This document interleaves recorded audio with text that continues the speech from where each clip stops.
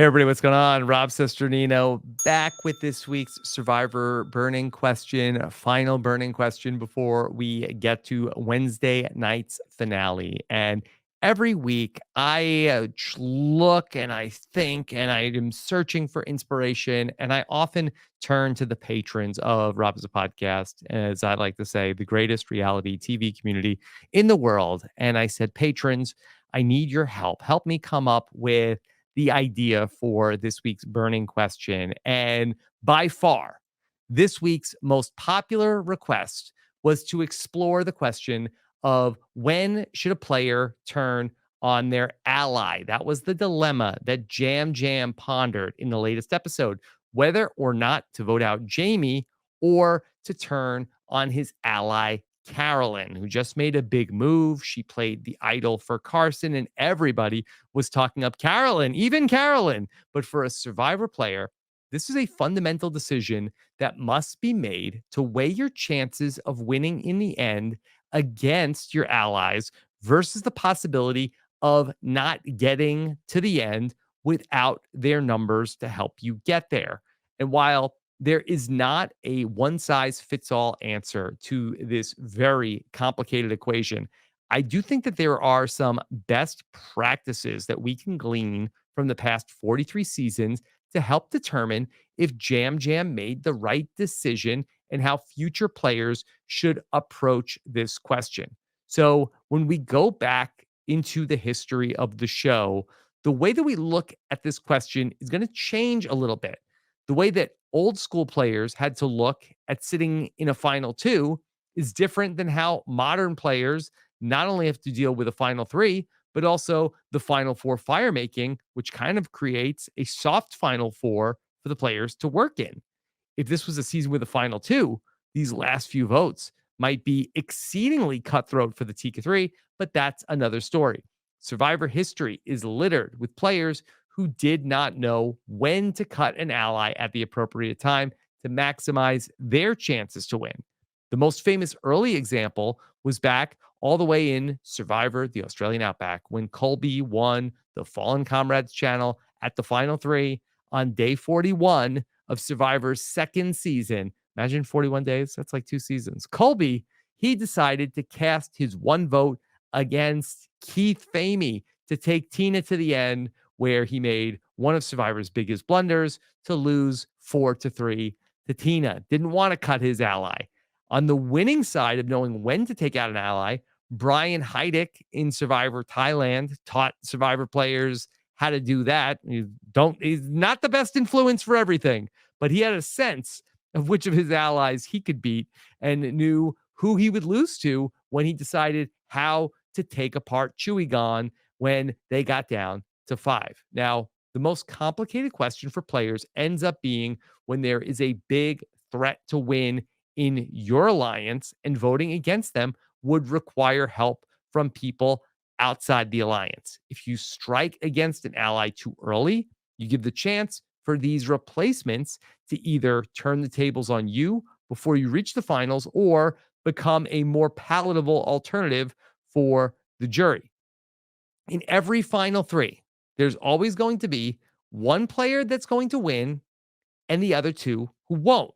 And one is typically going to get 0 votes too, but we don't need to explore that right now.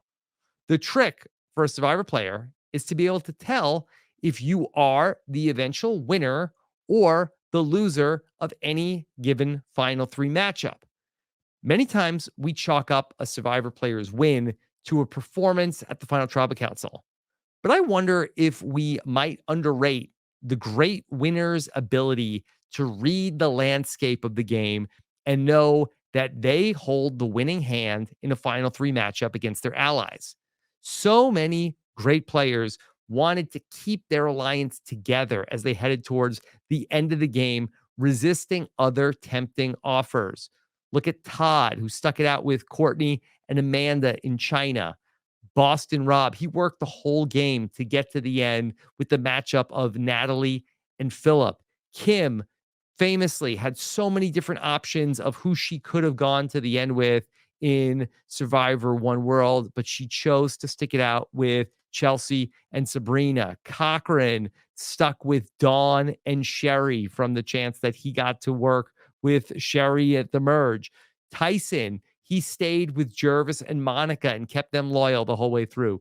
Jeremy from the final 7 on kept his pact with Spencer and Tasha.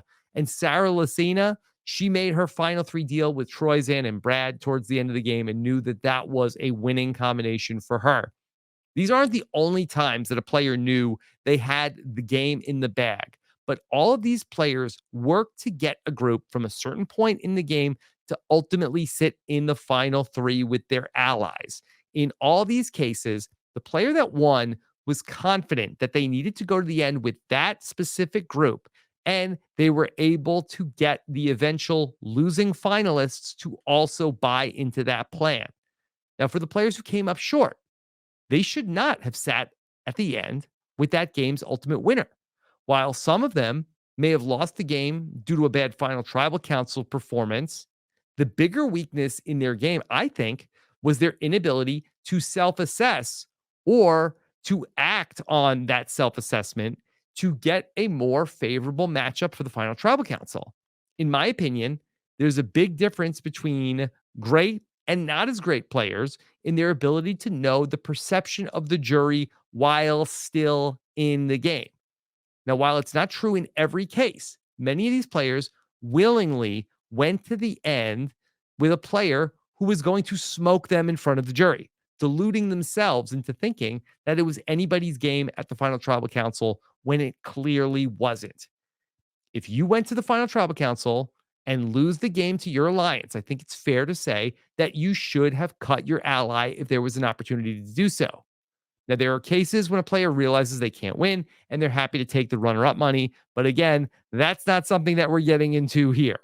The tricky part is going to be getting the timing right, because the earlier you turn against your allies, the harder it's going to be to get to the end without them. And ideally, it's best to try to wait until as late as possible, because that also ensures that there are less angry, betrayed allies on the jury even if you get there. Look at Deshaun in Survivor 41. So that's step 1 on the flow chart.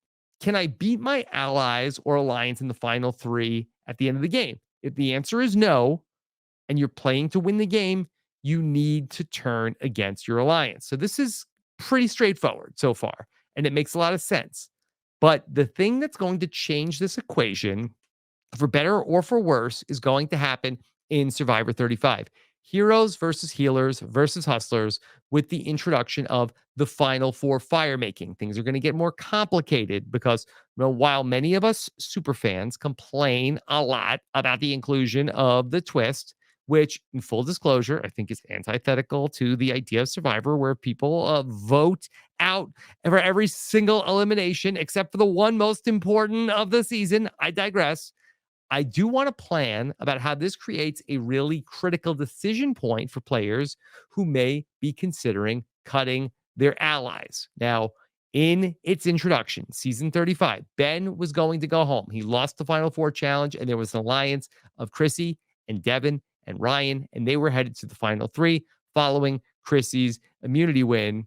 However, the introduction of the fire gave Ben a second shot when Chrissy had to select who was going to go into the final 4 fire making. She picked Ben and Devin, and Ben beat Devin, where he rode his streak of improbable immunities all the way to the win. But in Triple H, the final 4 fire making was sprung on the contestants without notice.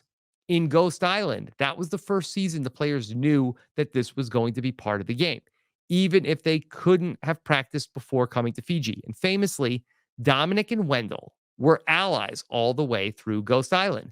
They worked together throughout the game, aligned by both their friendship and their knowledge that if either of them turned on the other, it would have been mutually assured destruction. The other players would have turned on whoever was left. The first one to strike would have been voted out next. And both Dominic and Wendell knew it. But at the final 4, Dominic Abate won the final 4 challenge, and he had the right to select who would join him in the final 3, which left 2 players to battle it out to make the fire. Dom selected Laurel to join him in the end, and he put his number one ally and the number one threat to win, Wendell, up against a woman named Angela, who was on Survivor, in the final four firemaking. Wendell went on to make fire first and ultimately beat Dominic on the first tie vote in Survivor Finals history. But in the aftermath of Wendell's win, there was a lot of second guessing about Dominic's decision to not battle Wendell himself in the final four. In the context of this discussion, I think it's interesting because this ended up being really the only time that Dominic could have removed Wendell and not jeopardized his own chance to make the final three. This calculus is especially tough because Dominic was not a sure thing to make the fire first over Wendell. And it wasn't a slam dunk that Wendell would win the final tribal council. It was a tie vote, 5-5 after all. Laurel had to be the tiebreaker. But the final four firemaking presented a unique opportunity for a player to take out a potential jury threat if they can be beaten in fire, and it wasn't something that I think we fully understood at that time. Now, in no way, don't get it twisted, people. I'm no fan of the Final Four firemaking, but it does prevent an alliance from three to be able to waltz into the final three once they get down to five. In the Edge of Extinction, the Final Four firemaking would never be the same after Chris Underwood returned from the Edge and put himself in the Final Four firemaking to defeat Rick Devens and ultimately win the game. That Hail Mary that Dominic considered, that was considered to be too risky, was now expected by the jurors when somebody won that Final Four challenge. Chris is actually the last Final Four immunity winner to have gone on to win the game. Nora, Natalie Anderson, Xander, Romeo, and Cassidy all won their way into the final three, and none of them chose to make a fire, and they all lost the game. Again, this video is not about complaining about the Final Four firemaking. I just think it's an interesting part of this conversation about voting out your ally, because I think the second part of this flowchart involves whether or not you will be taken to the end by your alliance, or if you can make a fire to either defeat a threat or just to make it to the final three. Also, interesting to note, making the fire at Final Four is not an automatic win either. We all remember that Gabler won after making the fire, but winning fire didn't help Mike Turner or Deshaun as much as it seemed to hurt players that didn't decide to make the fire. So when you're thinking about voting out an ally, a player has to weigh whether or not they can beat them in front of the jury, and if not, can they vote them out or at least beat them in fire to take them out of the equation? This all came to a head just last season for Jesse Lopez, who had played a great game, but had a tight alliance with Cody, who was a player with a boisterous social game. Jesse concluded he couldn't beat him at the end and definitely couldn't beat him at fire, so he had to make a move. Furthermore, things were complicated by Cody having an idol, which he could use freely at 5. So Jesse was forced to make a move at the final 6. Jesse pulled off one of Survivor's most memorable moves and took out Cody as he used Cody's own idol on Owen, which then caused Carla to flush her own idol. However, this all-time Survivor play left Jesse in a no-win situation. He had revealed himself as the game's biggest threat, but no longer had the loyal numbers to get him to the end. He would surely win the game if he could get there, but since he wasn't an amazing challenge performer, he was in a really tough spot. He had an idol of his own, but that could only get him to 4. And when Cassidy won immunity, she recruited Master Firemaker Gabler to take down Jesse, as he would follow both Cody and Carla out of the game. Let's bring it all back to Yam Yam to figure out what he should be doing. He was very worried about Carolyn's emergence as a threat in front of the jury.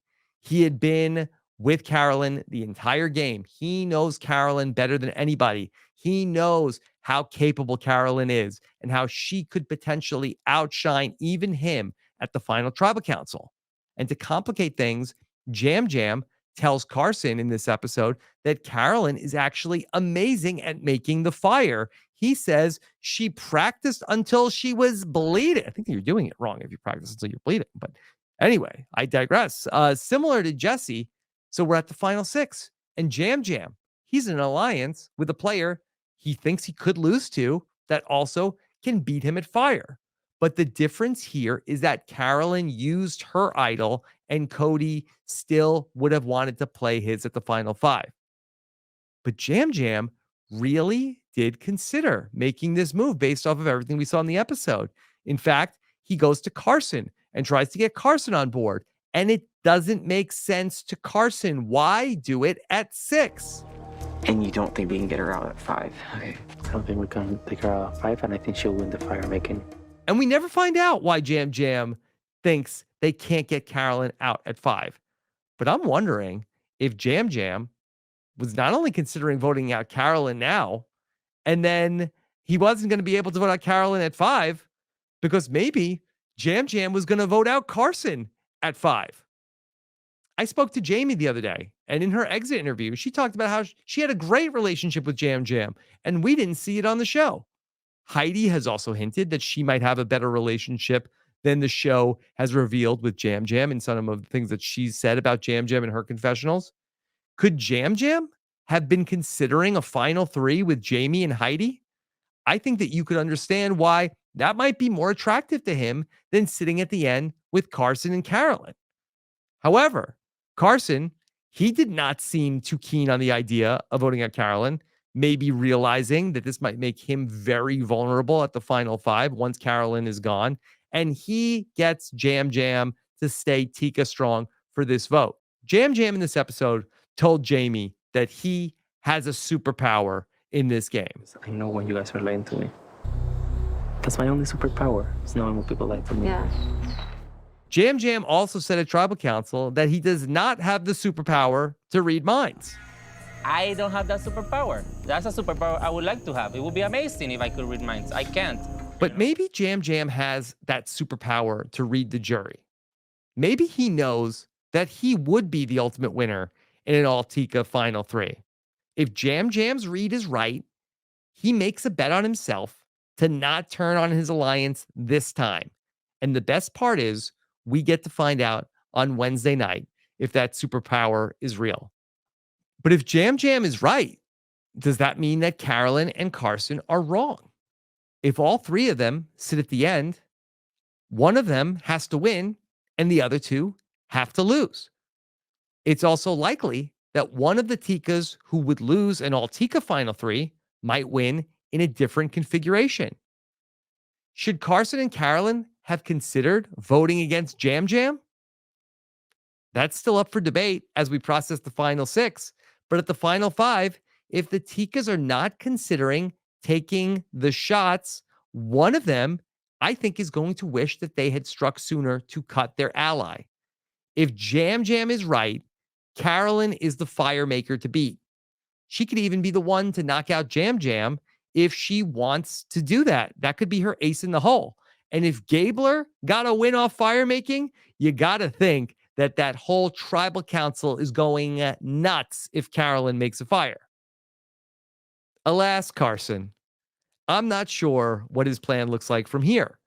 While he is clearly well-liked and respected, I just don't know if his style will flash in front of the jury the way that a Yam Yam or Carolyn might. And while we've seen at home, watching Carson, how much he's maneuvered, I'm not sure that the roundtable jury format is going to give Carson the necessary, wait for it, space to unpack all of his subtle manipulation, especially against the boisterous Tika allies that he'd be up against. And if that's the case, where Carson loses at Final Tribal Council or doesn't even get there, we'll look back and be asking if Carson should have been the one actually trying to take out his number one. You've always been my number one, Yeah, you know? There's no algorithm. There's no textbook play to figure out how to take out your closest allies. Survivor is not science class. Survivor is an art. And while Danny said, there's no coulda, shoulda, wouldas on Survivor, you better believe that there is going to be for somebody. And then again, that's the beauty and the curse of Survivor, isn't it? It all comes to a head on Wednesday night. And all of us who love this show more than we probably should will be watching breathlessly, ready to relitigate whatever happens for all of eternity. I will be there live after the episode this Wednesday night to break it all down. This is going to be a really fun Survivor finale. So I want to thank everybody who has been along for this ride here with us on Robinson Podcast, especially the amazing patrons who have helped us come up with ideas for this all season long. If you'd like to become a part of this amazing patron community, if this is the type of content that speaks to you, head on over and be there for all of our conversations about Survivor and reality TV. That's at robinsonwebsite.com/patron. Thank you so much. Big shout out to Jill, who's edited all of these videos for us all season long. Thank you so much. And I will see you on Wednesday night. Take care, everybody. Have a good one. Bye.